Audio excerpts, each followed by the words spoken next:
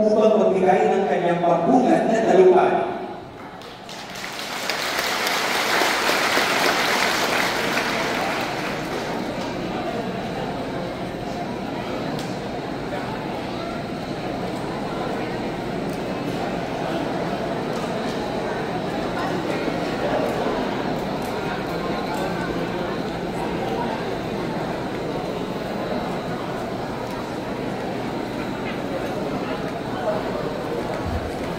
Pwede bang...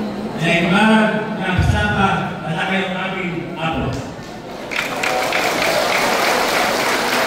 Ang ating po sa ating mga panawin, sa ating DA Secretary Taurel, sa ating Congresswoman Nika Sansing, at sa mga bisita pa po na narito, pagbati sa inyo lahat ng magandang umaga. Kami at ang buong bayan ng Gimba ay lubos pong nagagalak at pinasasalamatan ang iyong pagdating.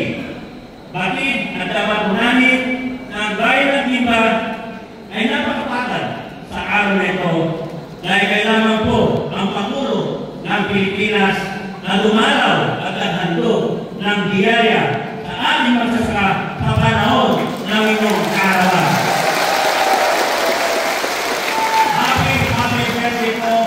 Ako, Pangulo Ferdinand Bongbong Romualdez Jr.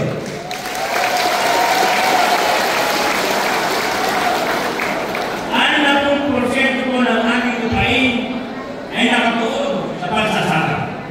Dati-dati, tuwing sasapit ang anihan ay misturang piyesta ang aming bayan. Tigid ng pag-ekonomiya ng aktibidades at ang lahat ay may kaganapan. Ang paggamit ng mga bagong materialis sa pagtatanim at pag-ani ay tumitil sa maraming hanap buhay sa mga magagawa ng palayan. Nagresulta po ito, ang karamihan sa ating magagawa bukid ay umalis sa tumulong sa siyudad upang doon humanap ng nabubuhay para sa kanilang pamilya. Aming mahal na Pangulo, tulungan niyo po kami mapunad ang aming bayan para sa bigla ang turismo, kalakalan at suporta sa ating mga magsasaka. Meron po kaming tulay dito sa aming bayan na kung saan po mahirap na pong daanan at mahirap na pong makadaan ng mga traktora at mga kagamitan. Ito po ay ang barangay Barbalino at ang barangay Santa Ana po. Sana po tulungan kami sa tulay po. Hilingin po namin sana na masimento na rin ang mga kalsada sa aming mga barangay upang mabilis namin mayabas at maibenta ang aming produkto. Amin pong nilalapit sa inyo ang aming mahal na Pangulo. Ang mga kahilay nito sapagkat hindi po sapat ang pondo ng lugar na pamahalaan para sa mga suliranin ito. Nawa ay matulungan niyo po ang aming bayan lalo higit ang mga magsasaka at mga bawang sipon ng kabataan at nangangawa sa aming bayan. Kami po ay nagpapasalamat at hindi nakakalimot ang aming ama sa norte na ipagpatuloy ang kasimulan ng ating napakamamahal at pinamahal na Kimbao, Ferdinand Edric Marcos Sr. ang alakay na apo.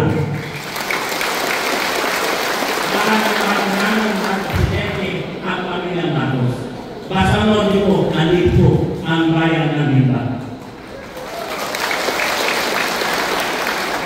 Ang Department of 11593 o the New Agrarian Emancipation Act kung saan ang isang magsasaka ay natutuloy na kanya ang lupang sinasaka sa pagkasinalot na ng pamahalaan sa pulot ng aking mahal na Pangulo Ferdinand Bongbong Marcos Jr.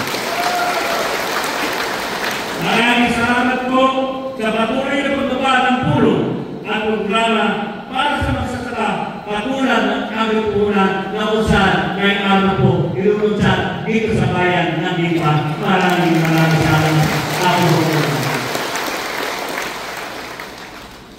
Ang aming bayan ay buong puso nagpapasalamat sa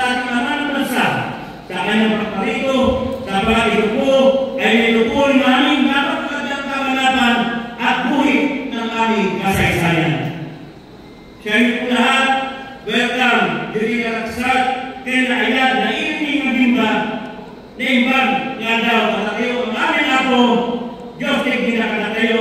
Maraming salamat po. Mabuhay ang Pangulong Ferdinand Marcos. Mabuhay ang bagong Pilipinas.